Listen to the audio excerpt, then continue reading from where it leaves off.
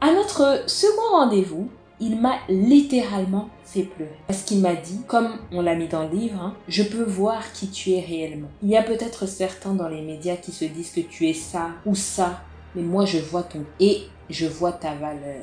Et je lui ai dit, j'aurais aimé que d'autres personnes puissent voir ce côté de moi. Et il a répondu, Dieu ne montre pas ton cœur à tout le monde. Il le montre à ceux à qui il peut le confier. Ouais, j'ai dit ça.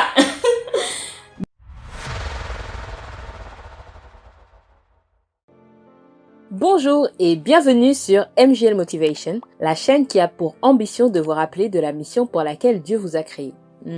C'est ambitieux, hein? Mais bon, avec Dieu, tout est possible, n'est-ce pas? Alors, on continue notre série sur les relations amoureuses et Dieu. La semaine dernière, on a parlé de Trey et Grace Bayer, donc acteurs dans la série Empire. Je vous invite à aller regarder la vidéo. Et cette semaine, on va se concentrer sur le couple Meagan Good et Devon Franklin. Meagan Good, vous la connaissez sûrement. Elle est actrice depuis sa plus tendre enfance. Moi, je l'ai découverte dans Cousin Skeeter, la série Cousin Skeeter. Ensuite, elle a joué dans Ma famille d'abord. Elle a joué dans les films comme Stepping, dans plein de films comme ça. Et dernièrement, plus récemment, elle a joué dans Think Like a Man, Think Like a Man 2 et Jumping the Broom. Je vous présente aujourd'hui l'histoire d'amour de Devon Franklin et Meagan Good. Devon Franklin que je vous ai présenté il n'y a pas longtemps dans une vidéo. Alors, il a grandi à l'église, mais en même temps, il sentait que Dieu le poussait à aller vers Hollywood, à travailler à Hollywood, pas en tant qu'acteur, mais en tant que producteur pour développer des films et changer le script, changer la narration des films à Hollywood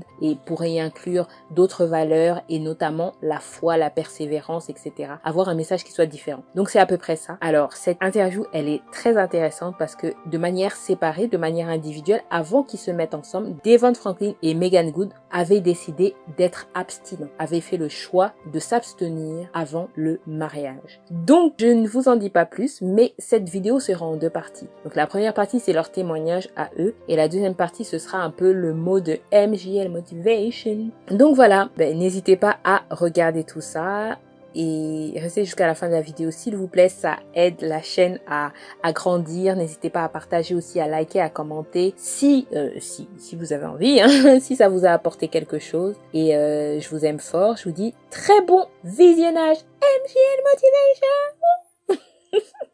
Tu veux leur dire comment tu as su que j'étais le bon? Bien sûr. C'est une histoire très intéressante. Par où commencer? On s'était déjà rencontrés 7 ans avant de tourner ensemble le film Jumping the Broom. Il en était l'un des producteurs. Oui, j'étais un des producteurs chez Columbia Pictures. Je venais d'intégrer le studio. Et bien sûr, je savais qui était Meagan Good. Quand j'étais chez MGM, notre ami commun Benji Huntman, qui est derrière, m'appelait toujours pour me dire « Tu dois rencontrer Meagan, tu dois rencontrer Meagan ». Et quand j'ai quitté MGM pour Sony, il a continué à insister « Tu dois rencontrer Meagan, tu dois rencontrer Meagan ». J'avais regardé beaucoup de ses films et elle a aussi réalisé un film indépendant que j'ai beaucoup aimé qui s'appelle « Miles from Home ». C'est un petit film que j'ai produit, il l'a vu et m'a dit « Écoute, je ne savais pas que tu étais aussi génial. Le fait d'être chrétien et de travailler ensemble dans la même industrie nous a rapprochés. » Et il m'a dit, écoute, si tu as besoin de quoi que ce soit, n'hésite pas. Tu peux me compter parmi tes amis. Puis, 7 ans sont passés. Je le voyais à différents événements, des événements à l'église ou des événements dans l'industrie cinématographique. Puis, le film Jumping the Broom est arrivé. Ce qui est drôle, c'est qu'elle a joué dans plusieurs films produits par Sony. Going Back to Debs, Stepping. Quelqu'un ici a vu Stepping?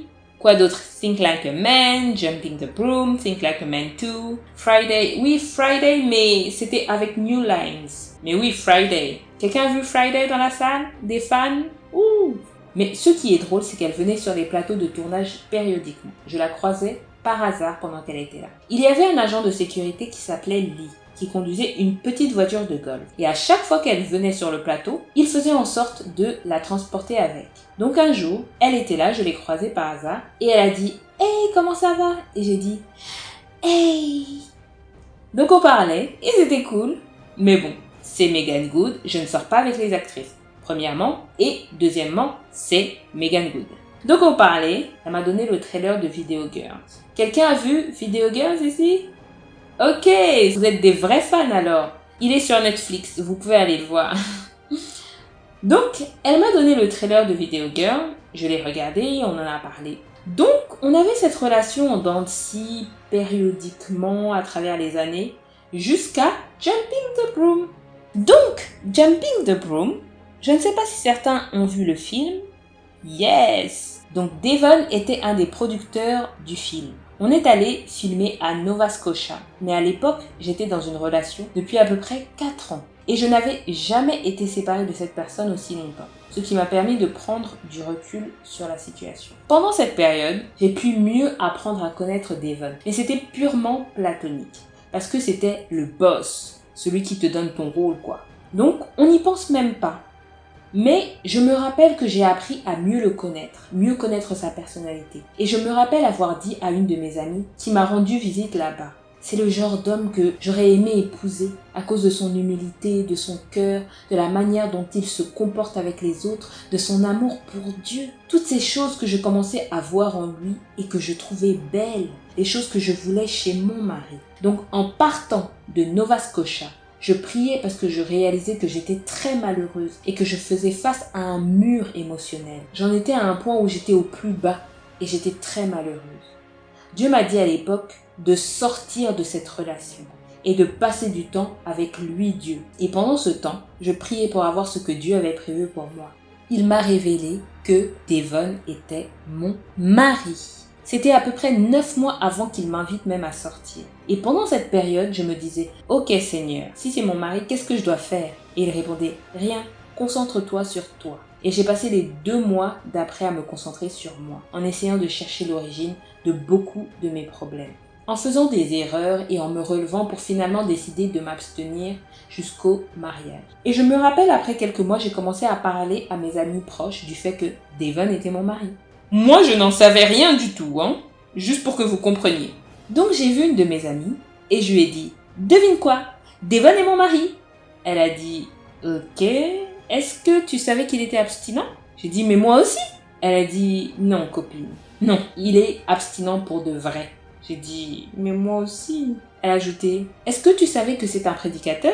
J'ai dit « Non, je ne savais pas. Et je suis contente de ne l'apprendre que maintenant, parce que si je l'avais su avant, j'aurais été trop intimidée, je n'aurais pas su quoi faire. Mais je savais que c'était mon mari, donc il n'y avait rien que quiconque aurait pu dire qui m'aurait découragée à ce moment-là. Raconte-leur ce qui s'est passé à l'église. Ah oui, donc, quand le premier livre que j'ai écrit est sorti, intitulé « Produit par la foi », je crois qu'il y a encore quelques exemplaires disponibles derrière. Produit par la foi est sorti 1 semaine avant Jumping the Broom. L'avant-première du film avait lieu la même semaine que la sortie du livre. Donc, pour le lancement du livre et du film, j'ai fait un événement dans l'église que je fréquente à Riverside. Et j'ai demandé à Megan et Lars Alonso. Quelqu'un connaît Lars? Hey, les femmes m'ont répondu « Yeah !» Je les ai invités à venir dans cette église. Je les ai interviewés sur le film Jumping the Broom. Et on a fait une séance de dédicace du livre juste après. Ce qu'il y avait d'intéressant, c'est que j'ai fait venir Megan plus tôt. On a prié et je l'ai interviewée. Et j'ai fait la même chose avec Lars. On allait faire la séance de dédicace et ma cousine qui était là m'a pris à part pour me dire « Qu'est-ce qui se passait entre Megan et toi sur scène ?» J'ai dit « Mais qu'est-ce que tu racontes? Rien !» Elle a dit « Non, quelque chose se passait, elle t'aime bien. » J'ai dit « Non, elle ne m'aime pas bien, c'est Megan Good. » Elle a dit « J'ai vu quelque chose. » J'ai dit « Bref, tu n'as rien vu. » Mes cousines qui étaient là ce soir-là, quelques mois plus tôt, avaient prophétisé quelque chose sur moi. Elles m'ont dit « Devon, tu vas épouser quelqu'un de très célèbre. » J'ai dit « Vous êtes folle, je ne vais pas me marier maintenant, je suis heureux, ne mettez pas ça sur moi. » Et après la séance de dédicace, on est rentré et elles m'ont dit « Devon, qu'est-ce qui se passait entre toi et Megan sur scène ?» Rien du tout, il ne se passait rien du tout, c'est Megan Good, vous êtes folle ou quoi? Et je n'avais aucune idée qu'au même moment, il se passait cela. J'étais dans la voiture qui nous emmenait à cette église justement avec une de mes amies proches. Je lui ai dit « Copine, tu vas rencontrer mon mari ce soir. » Elle a dit « Est-ce qu'il sait que c'est ton mari ?» J'ai dit « Non, il ne sait pas encore, mais c'est mon mari. » Je lui ai dit ça dans la voiture. J'ai commencé à dire ce que je savais en moi-même, même si les gens pensaient que j'étais folle. Puis, il y a eu l'avant-première de Jumping the Broom. Et j'ai dit ouvertement à mes amis « Vous allez rencontrer mon mari ce soir !» On était 5 à le chercher pendant l'avant-première, avec sa famille et tout le monde. Donc voilà. Et moi, je n'en savais rien du tout. J'étais là, en train de promouvoir le film, c'est tout. Donc on s'est croisés dans les escaliers, on s'est salués, nos familles ont même pris une photo qu'on a toujours aujourd'hui. Et je crois que je lui ai envoyé un message, on a commencé à parler à cette soirée. Et pendant qu'on parlait, je me disais, mais attendez, il se passe vraiment quelque chose là. Peut-être qu'elle m'aime vraiment bien en fait. Ce serait cool. Mais je me disais, mais c'est Meagan Good. Je ne sors pas avec les actrices, c'est pas mon truc. Les gens venaient nous interrompre pendant qu'on essayait de parler, ils essayaient de nous éloigner, etc. Et il y avait un type qui essayait de me draguer un peu. Et je lui ai dit, écoute, je suis en train de parler à mon mari. Tu dois nous laisser tranquille là. Et il a dit, oh, ok. Et quelques minutes plus tard, la personne est venue. Il a pris Devon et moi par les épaules et il a dit, vous devriez sortir ensemble. Et je me disais, mais pourquoi il dit ça? Mais ce serait cool en même temps. Je me disais, non mais arrête, c'est gênant. Elle va croire que je suis intéressée. Ne fais pas ça, c'est pas fun. C'était pas fun. Et après, son cousin, qui est aujourd'hui mon cousin, a dit, oui c'est vrai, vous devriez sortir ensemble. Je regardais Trent, l'air de dire, mec, tais-toi. Et comme on n'arrêtait pas de nous interrompre, j'ai dit, écoute, quand je rentre de la tournée de mon livre, je te fais signe. Je suis sur le point de partir. Elle a dit, ok. Donc je suis partie presque 2 semaines sur la route. Je ne lui ai pas écrit, je n'y ai pas vraiment pensé d'ailleurs. Et quand je suis revenue, je lui ai dit, et si on sortait? Je l'ai appelé et on est allé au restaurant ce soir-là. Et il y avait une onction sur ce restaurant, pour tous ceux qui cherchent l'amour. On a eu notre premier rencard entre guillemets, mais je ne l'ai pas pris comme un rencard. Parce qu'à Hollywood, tu rencontres beaucoup de gens. Parfois, la ligne entre professionnel et personnel peut être un peu floue. Donc on s'est dit bonne nuit, et je me suis dit, c'est Meagan Good, on est juste cool, amis, voilà quoi. Et on est sortis de nouveau ensemble. Et la deuxième fois, on est allé au concert de Prince, à la House of Blues. Et on traversait la foule. Et on se perd dans la foule, alors on se prend la main pour ne pas se perdre. Et là, j'ai dit, waouh, j'ai senti quelque chose. J'ai dit, non Seigneur, je ne veux pas de ça, je n'ai pas besoin de ça en ce moment. C'est Meagan Good.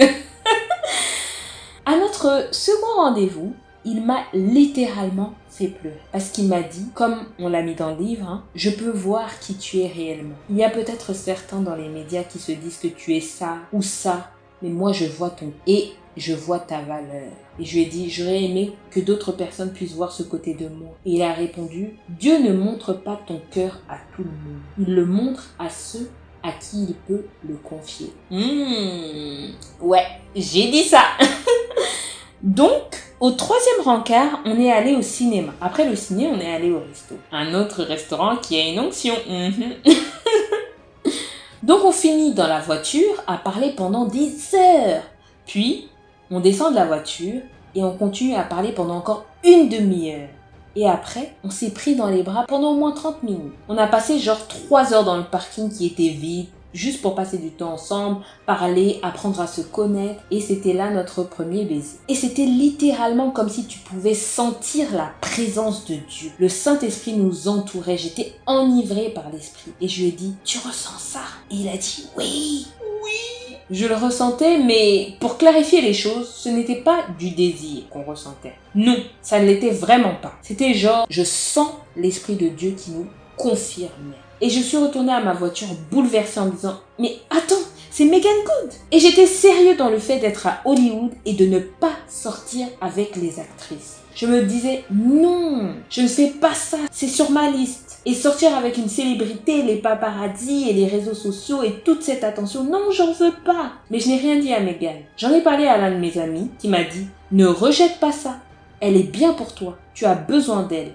Ne laisse pas la peur tirer le meilleur parti de toi. Tu risques de passer à côté de la meilleure chose qui te soit arrivée. Je suis reconnaissant que mon ami m'ait donné ce conseil. Ça m'a donné la foi de me dire, ok, peut-être que je dois accepter ce que Dieu est en train de m'apporter, même si c'est différent de ce que je pensais que ça allait être. Et c'est marrant parce que parfois, on dit, Seigneur, bénis-moi avec une relation amoureuse. Et il te donne quelqu'un qui est plus petit que tu le croyais. Oh, vous riez. Mais vous savez que je dis la vérité, hein. Mais Dieu essaie de vous apporter la personne qu'il sait être le bon choix pour vous. Mais il ne ressemble pas à ce que votre liste dit qu'il doit ressembler. Et après ce rencard, on ne s'est plus quitté.